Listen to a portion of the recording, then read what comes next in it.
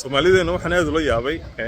haddaad IT ku shaqeysa ama computer ba adigoo dul fadhiyay oo waxa ka shaqeynay hadii lagu arko la moodo inaad qof IT technician tahay oo kale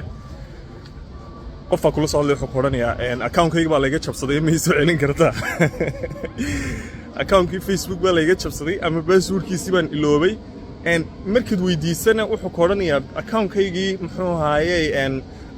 password-kiisii ma xusuusto email-kii igu xidhnaa access uma lihi number-kii igu xidhnaa ma garanayo markaana dadka waxa ku raadey walaaladu account-kan ma lahayne account-kan adigu iska ma lahayne qof kale iska lahaaya hadana password-kiisii garanaynin email-ka ku xidhnaa garanaynin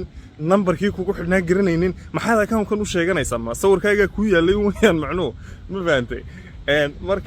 marka waxa weeyaan system-yadan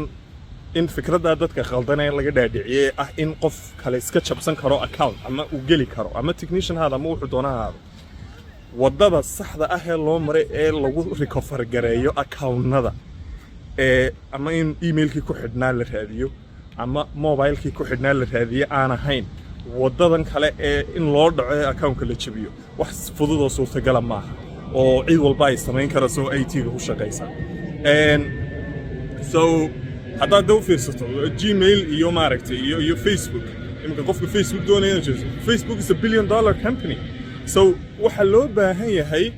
iyaga laftoodu wax bounty hunting la yiraahdo sameeyaan oo waxay koranayaan systemkayga u dhac lacag baan ku siinaynaa marka wax yar oo fudud ma aha so qofka aan systemkiisa access u lahayn in email-kiisa haysanin aan haysanin mobile number-kii ugu xidhnaa imikaba ka tasho inta access-ka u leedahay password-kiisa aad xusuusan tahay insha Allah ka tasho way hadda toolaha haduu maaragtay ama data sensitive kaaga jirto si lagu soo celin karaa ma jirto account-ka adigu ma lihid waxaad ku cadeyn kartaa inaad adigu leedahay ma jirtid that's it